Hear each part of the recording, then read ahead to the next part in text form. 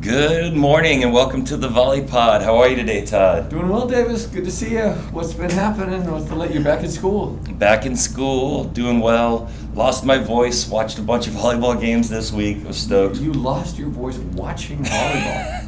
You are the volley nerd. I'm a true volley nerd. I didn't have much of a voice to begin with, though. Okay. Staying up late, with Charlie Bird and all that good stuff. But I'm thrilled to be here, talk some volley with you in the Volley Cave. All right. And so everyone, welcome to the Volley Pod, presented by the Art of Coaching Volleyball. Today, we are going to be talking about Blocking 2.0. Blocking 2.0, that's your skill.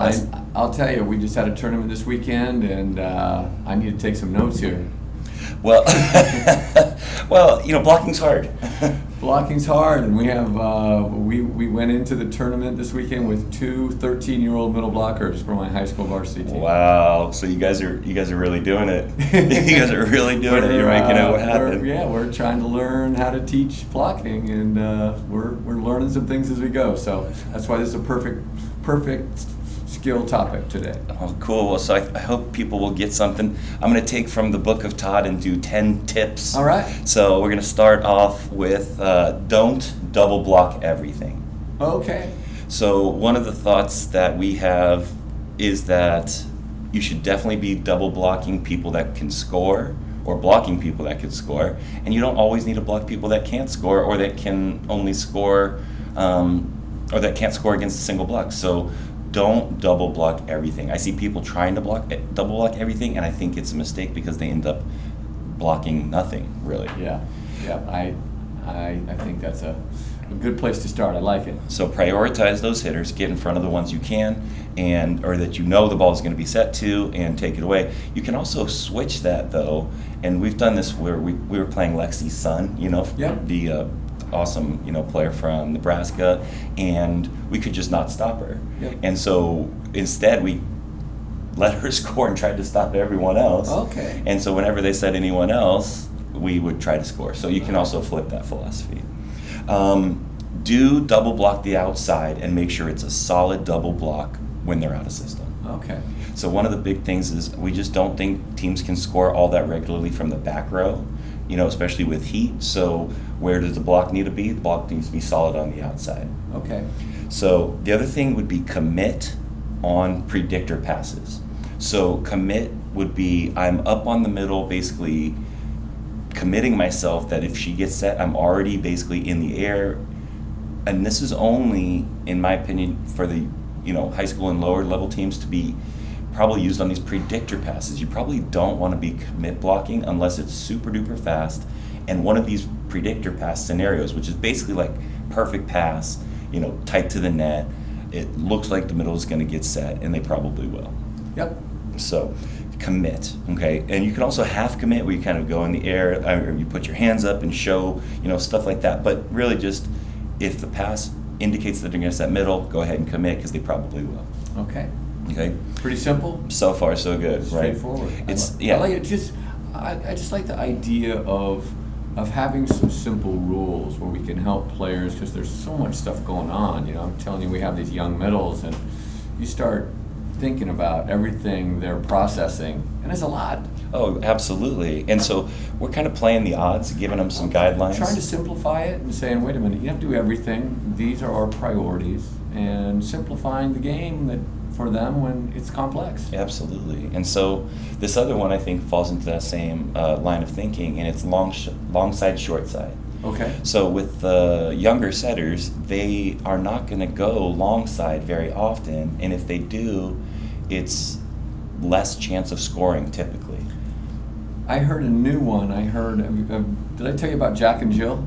No. Let's hear this. I like That's your long side, short side. Okay. So a jack is when you're jacking it across the court. Oh, And okay. a Jill is when it's close to you. So, Okay. so call it Jack and Jill. I like that. So we'd say to the... That was Natalie Morgan from up at Harvard Westlake. That's a great one. Yeah, so she did a little setting art of coaching thing, and she had Jack and Jill, and I like it. Nice, easy way to remember. Yes, and I think my theory here would be basically take away Jill and make them try to go to Jack. And if they can do that, they're really good. Right, it's hard to locate the Jack.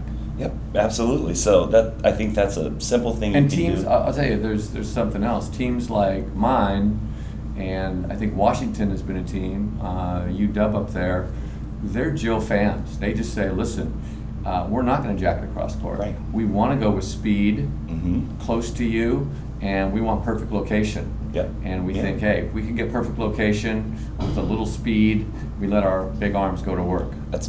And that makes a lot of sense. So really cool. I like that. The other thing, this would be tip number 5, would be don't block the back row. And I'm gonna put myself on blast here. When I was playing in junior college, I was a lefty, what I thought to be hammer, and we played Palomar, and they didn't block me when I hit out of the back row, and they just dug me, and or I would get flustered and didn't have stuff to tool off of. So I mean, it worked against me, and if it can work against me, it can work against anyone. No, that's a joke. But I think all too often, like, it's a longer distance set, right? I mean, attack, right? So you have more time to react. And these aren't digs that are necessarily taking tons of reaction time to make when they're ripping out of that row.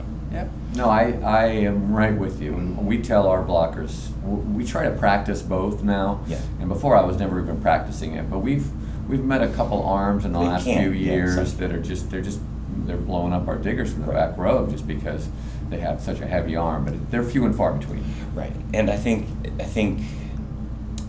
what you said is awesome. You train both, Yep. right? And if you have Well, and we don't do it. And I had, one of my young middles jumped up on one over the weekend. We said, hey, we don't block the back row. Right. She's got to get 2 kills that we can't dig, Right. and then we'll start talking about it. I like that. Don't block the setter. Don't block the setter dump. I think there's way too much emphasis on the setter dump. In fact, I joke with my team all the time. What's the one thing you hear teams call out? It's like setter's front row. And it's like I'd rather have them focus on who the primary hitter is and leave the dump to the back row unless there is, again, some indications. Right. Right. And so in general, just leave the setter. Like, it's gravity dumps most of the time. It's not them throwing the ball down in these Okay. reaction digs. All right. So my thing is, like, leave the reaction type digs to the block. Okay. Right, and the air type digs that have some air under them to the defense. Okay. Next, take advantage of the 5-1. I saw this over in a bunch of the games, and that's why I wanted to sort of point this out. When they're in the 5-1, you can play essentially 3-on-2, especially if you don't block the setter. Yep. And you should always have 2 up on their primary hitter when they're in the 5-1 because you're essentially playing 3-on-2. Well, and usually that hitter's the outside. It usually is, right? And And what do you think the blocker that is not involved usually is? Left front. Absolutely, right? They don't want to So follow. we have actual name for that. What is it? Lambo. Lambo. You know what that is? No, I like So it. Lambo stars your left as middle blocker. Oh. With an O at the end. I So it's like Lamb, it. left as middle blocker with an O at the end. So I it's like Lambo. that. We're in Lambo. Hey, you're blocking middle as a left. Yes. And then we're just releasing our middle to the outside. That's a great name, and they'll remember that. So cool. And then the other thing we do is we name the idea of that middle cheating Yes. on everything. We call that hedging. Okay. And so, did you hedge? It was a bad pass. We knew it was going outside, Yep. but you didn't hedge. You didn't. They were at a disadvantage, and we didn't take advantage of it. We just played it like it was a perfect pass. Right. So we're teaching our middles to hedge when they know where it's going. Right. And the Lambo, I don't know where I got this, but we called it top hat for the past few years. I don't Okay. know why, but we have a name for it too, so we'll trigger that. And if the setter is a strong attacker, or if it's tight, you may want that left to take the dump and the middle. Yep. And I think that's something that you can totally do too. Next, number 8 is dive into the angle once in a while. So I think so many young blockers, especially once they start getting physical, they still just go straight up, and both their hands are just, parallel lines. Yep. And diving in basically means you show the angle, and at the very last second, you jump to your left and let your hands get outside your body line. So you show if you're blocking, let's say left side, you show the line and then jump to your left into the middle. Is that right, or is that what you're talking Well, about? so I'm talking about just just diving into, well, either one. You can dive into Okay. the line or to the angle. Typically, Okay. with younger players, I like them to dive into the angle because Right, those okay. blocks carry. Into the middle of the court. Yeah. I'm not a big fan of diving Yeah. to the line. I've seen some pros Although do it. I think it's big at college now. They're getting better. Everybody's into doing that stuff. Yes. So, but I don't find great results with younger players Yeah, with that. I would agree. And then this idea number 9, independent hands. And we were kind of just touching on it. Can you get one hand into the seam, right, and your other hand on the ball? In general, for some hand positioning, if you can just do that as a 2.0, you're going to be in a pretty good hand position versus the 2 parallel lines. Yeah, we have, when we look at our video, we see a lot of close hands right on top of their head. Yes, And yes. so our hands are in the exact opposite place of where you would like them and where I would like them, which is that one arm kind of right over the shoulder on Yes. that, let's say if you're blocking on the right side, that lying shoulder, and then working with that left hand to get it a little more in the seam Yes. of the block, and if they field goal, you get field goal, you get field goal. But Right. most times hitters are trying to not hit over your shadow of your head. Absolutely. And I think a simple training is just hit balls into one hand. I see coaches hit bunch of balls into both hands, right? Right. And just hit left hand, and literally just have them go up, left hand, left hand. Same thing can go for the right hand or whatever. And then finally, number 10, the wait and swat. Underappreciated, and here's why I believe it. Not because of the wait and swat. I love when people wait and swat. It's so fun for me because it doesn't happen that often. I just think it's so enjoyable. But it's more about the tips. Like, I feel like tips are dropping so short. It's more about, are you on the right timing? Are you at the top of your jump, right? And I feel like if you're seeing the right So things, this you're is a waiting and new one swatting. for me. I've never taught this. I love it, and it's more of a beach thing, right? And Okay. I used to get swatted all the time. And so, anyways, that's I think I saw it where when the tips are dropping very short, it's usually because the block And you know is I'm a the big center. lift tip fan. Yes, and so can the block get to the top? And if you're at the top and they're tipping low, you should be able to swat it. Okay. You know, and so that's the thing. So we'll do a couple while they carry, and they'll swat it down with their hand. And then my final thought. This is actually, we're done with all 10. But the final thought is, why do I typically block line? I think a lot of people know this, but we typically block a lot of line, and we'll get blown up, like you were mentioning, into the angle a little Yep. bit before we start taking angle. And it's just because it's a longer dig, more reaction time, the same thing we were talking about before. So I used to be a big angle blocker guy. Oh, really? Because all the swings would go angle, right? I mean, Yeah. the majority of them do go Yeah. angle, but the majority of them can be dug. Yeah, I've always been a big line guy. We've been in a 6-2 so much. I don't like the ball going to the setter. If we can avoid that. And I have a left back. I have a libero who's a pretty decent player.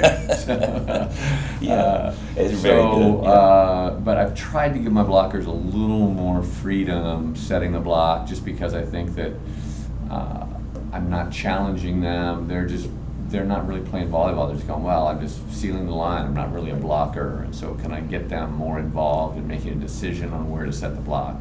I think that's a great So point. Yeah. I'm working on that. It's every time we get beat down the line, I go back saying, maybe I should do what I did before. Yeah, and you know, do you know John Park? Oh, I know John Park. John Park is the guy that made me think about it, and I argued with him for 10 hours. We were driving back from Stanford. He was like, "You got to block line. How many times do they make that line dig?" Yeah. You know, and I was, nope. Next season we block line. Won a bunch more games. So I'm stubborn, but I do listen. Okay. So, anyways, that's the skill. A little blocking 2.0. Some tips for people to think about. I like it. Those are some system stuff that we don't get into very often, but bunch of nuggets in there. Absolutely. Good stuff. Absolutely. So what's the scenario for the day? Scenario for the day. Well, it's coming up on Monday. I've been doing the prep, and I thought it would be a nice one for this time of year, and that is running a parent meeting. You got to Okay. run a parent meeting. Yep. So I'm doing mine on Monday, and we're actually doing it by Zoom. Okay. And then following it up with just a little meet and greet before our match on Tuesday. Okay. I'm doing it for all of our levels. So I'm doing it for varsity, JV, and our Frosh-Soft team, our freshman team. And so we're doing it one big happy family.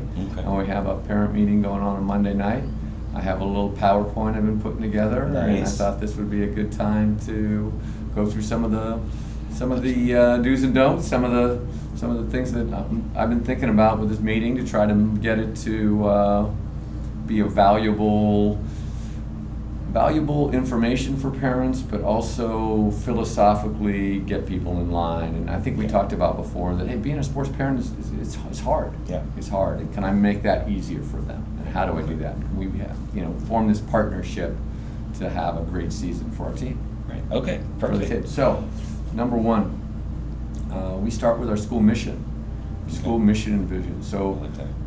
immediately the first thing that parents see when they come in is, wait a minute, this isn't something, we're not talking about chasing championships, we're not talking about what we've done in the past, how our success, none of that. It's, hey, what is our school's mission? And our school's mission, I just have it right here, we nurture students of intellect and character to think independently, learn collaboratively, grow their sense of self, and act with greater purpose.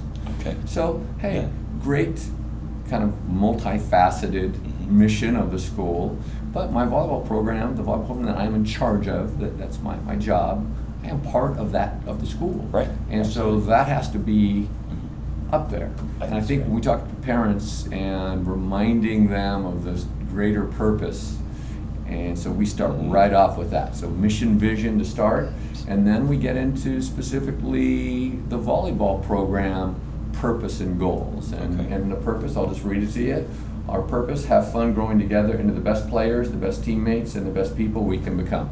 I like it. So once again, a broad perspective. Right. We have 3 goals with that. Number 1 is make our volleyball program the most educational, most memorable, and most fun experience at Bishop's. Nice. Number 2, to ensure our seniors have their best season ever, which Okay. means that we're trying to grow every year. Right. Hey, they had an experience last year that we were trying to make the best year for last year's seniors, but now they're seniors. We have to be better. I like So that. we want them to be better, Right. and we're trying to get better too. So Okay. that's on our coaching staff. And then our 3rd goal, make every contact count. Okay. And Very that's cool. contact with the ball, but more importantly, that's contact with each other, Davis. Oh, I love that. So the contact is That's kind of a cool word, It you know, is. that you can apply in a couple different ways. That's really. And then we've talked about this, I think probably ad nauseum. I think people hear it every pod.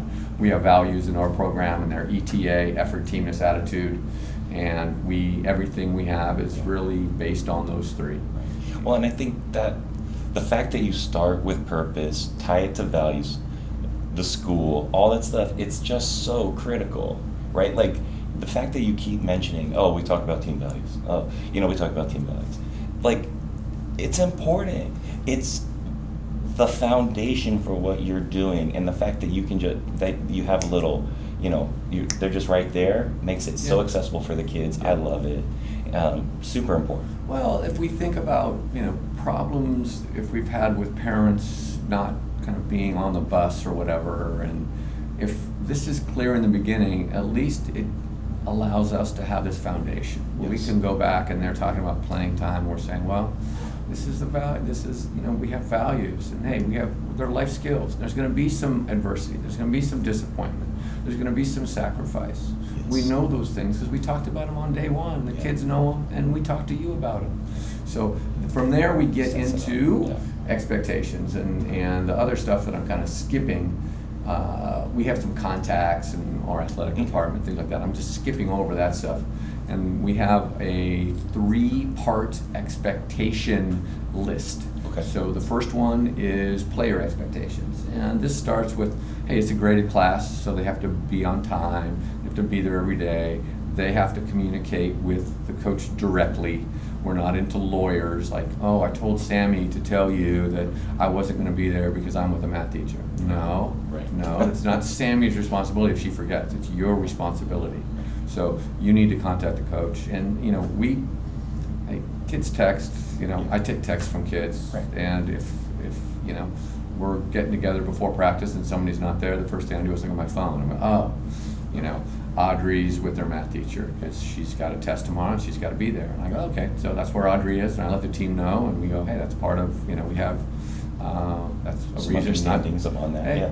that's a reason that there are academic stuff that they have to take care of. So Yep. anyway, that's first. We talk about being committed to our ETA philosophy.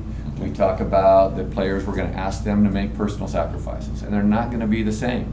We might ask somebody to change a position. We might ask somebody to not play a lot. We might ask somebody to lead when they're not comfortable leading. That's a good point. So there's all kinds of things we're going to ask players to do to get them out of their comfort zone and try to grow. And that gets back to this personal growth. I love it. Sportsmanship. That's part of what we do. And we're into this thing we can talk about another time where we're in this thing as far as integrity, calling on touches. That's probably a subject for another pod. We can get into that. Okay. But I think sportsmanship is, and once again, that's not, I don't think everybody should be doing that. I think, we've talked about it. We can get into that another time. But anyway, sportsmanship. Refs are going to make mistakes, and once again, if we don't make mistakes, then I think I can look for perfect reffing.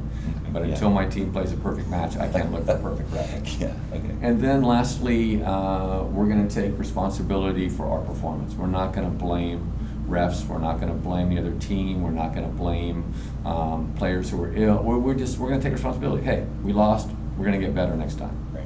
And so from player expectations, we go to coaches' expectations. So I think this is the big part that I think a lot of programs forget, and that parents have to know that, wait a minute, we have expectations as well, and they have things they can expect from us, such as we're going to begin and end practice at posted times. We're going to be organized, knowledgeable, and willing to improve. We're going to model that effort, teamness attitude. We're going to provide a positive learning atmosphere. We're striving for a 5-to-1 ratio. Now, that's a striving, and for me, that's tough. But I have a guy like DJ who's at 10-to-1, so he can balance me.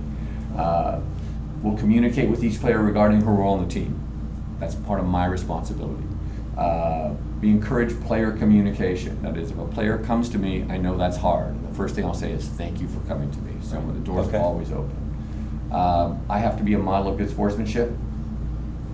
I'll take responsibility for the team's performance. Hey, we lost yesterday. I said, hey, we got to get better as coaches. We got to, because there's some things we didn't do well. We just didn't prepare you guys. It's not your fault. It's just we didn't do it. But we'll do it, and we'll get better. And then this is the last one that I want to read this one too. I think you might like this one. Is coaches will do their best to manage the conflicting goals of developing all players and competing to win. This will be messy, period. I love it. Though coaches will never strike the perfect balance, they will be diligent in their pursuit. I love it. I love it. I'm stealing it. That's a new one. I'm stealing it. That's a new one. Great one. Because it's tough. It's tough to balance all those things. I think parents need to know that. Right. Coaches are really trying to do the best by these kids. Well, and if all you're trying to do is win, it's easy. Right. If all you're trying to do is develop players, it's easy. Right. But doing both, it's gonna be messy. You're gonna make some mistakes, and you have to just deal with it. Yeah. And then parent expectations. Parents will support the team, understanding that we're gonna ask their daughter to make sacrifices. Okay. And we're gonna ask your daughter to make sacrifices. They come to me, well, she's not. We're gonna ask her to make sacrifices. It's the first thing we told you. Parents are committed to ETA. Parents will encourage their daughter to communicate with the coach. So we don't want to hear from the parent. The player has to talk to me about this. We have to teach the player how to communicate with an adult. Send them to me. We'll talk about it. If you're not happy, you can come to me. That's fine. That's a good one. This is one that is one of my favorites. We always stop. Parents will refrain from second-guessing coaches, comparing players, or complaining, both in public situations and in conversations with their daughters. Ooh. Now, that's a tough one. It is. But we have to tell them, listen, you can second guess me all you want, you can complain all you want, you can do all those things, you just can't do them in front of other families or your daughter. Do them in your bedroom behind closed doors. But once you do them in public, once you do it with your daughter, you are sowing the seeds of discontent, and you are hurting us in our season. Because if your daughter looks at the coach now and says, oh, my dad thinks the coach doesn't know what he's doing, he doesn't think he's doing a good job, and then her effort suffers, then what happens to her? Yep. Her effort suffers, I push her on the bench, and we get into this cycle that is not healthy. So that's huge. Absolutely. Parents will be models of good sportsmanship. Parents will allow the team to take responsibility for performance, never blaming outside forces. reps, playing times for undesirable outcomes. I always tell the joke. I said, you go to a club tournament, what happens? Oh, yeah, we lost the parents. Well, we lost the first match. We weren't awake yet. The second one, we lost that. It was right before lunch. We were hungry. The third one we lost after lunch. We were bloated. And so there's always an excuse, right? No, we lost. They beat us. We're going to have to go back and get better. Lastly, if a problem arises, the player meets with the coach, then the player and the parent meet with the coach, and then if that doesn't satisfy it, then we can bring in the athletic director. I love it. I'm stealing a bunch of that. Okay, and then we have how parents can help, and we have a bunch of general stuff about food, transportation, But the two things I want to put in here are player health, sleep, diet, schoolwork, procrastination. Those have been the three that are the big ones that parents can assist with that. And then communication regarding health concerns.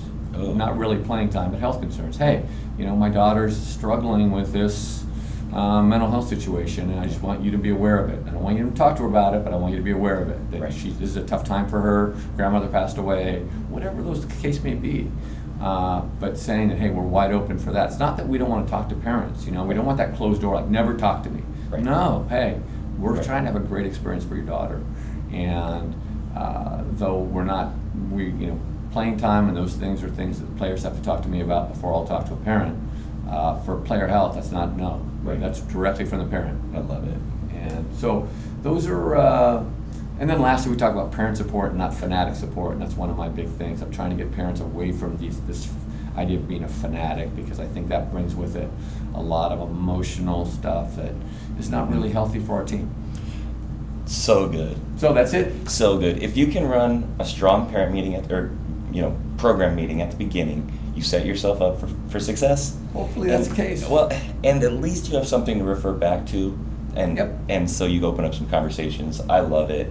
Super, super great. All right. So let's get to these videos about blocking. Perfect. What'd you get? I had 10, tips, so I had to choose 3. Okay. And so there's a lot of great blocking stuff on the site. There's absolutely, and there's stuff on all 10. Oh, wow. You know what I mean? So you could have probably found something about each one. You were down the blocking rabbit hole. Absolutely, and I love it. But I chose 3 because I think they're pretty relevant. And the first is Wisconsin and Kelly Sheffield, and his independent hands blocking. Okay. I just think that's something that is easy to teach, and it actually is they can get it pretty quickly. Second, Kathy George from Michigan State University, and this one's called Outsmarting the Offensive Team with Blocking. It's kind of just some of the system stuff we talked about taking away their best hitter, and just a bunch of that in like a 10-minute video. And then finally, Lori Eisler from University of Alberta in Canada. New coach for me. I don't know. I don't know her either, right. But she brings up a great point. It's just sort of a quick hitter, just a 2-minute. Why do we block? Okay. I mean, we kind of think we know, but she kind of reframes it, and it's really interesting. Cool. So, those are the videos. videos. That's the great thing about going on the site. Yeah, so many. So you have cool a coach resources. I've never even heard of the coach, and you get a nugget from that coach. That's Absolutely, very cool. Yes. And that brings me to sort of the resource we're going to talk about today. Well, the resource is right. We're not going far. We're just going right on the same site, on the AOC site today, and we're going to talk about the idea of the AOC playlist. Okay. And for me, it's been great so far this season because I have my own little teaching playlist. Okay, so what is the playlist? So the playlist allows me, when videos come up and there's a little plus there, I can create and name a playlist and then add a group of videos to that playlist. And I could do it by skill, I could do it by level, I could do it a bunch of different ways. The one I like right now that I have is my varsity teaching playlist. Okay. And it's ones that I can come in, I can show to the varsity players, I can then show it again and remind them, hey, this is what we're doing. We're trying to get a little bit better with defensive moves.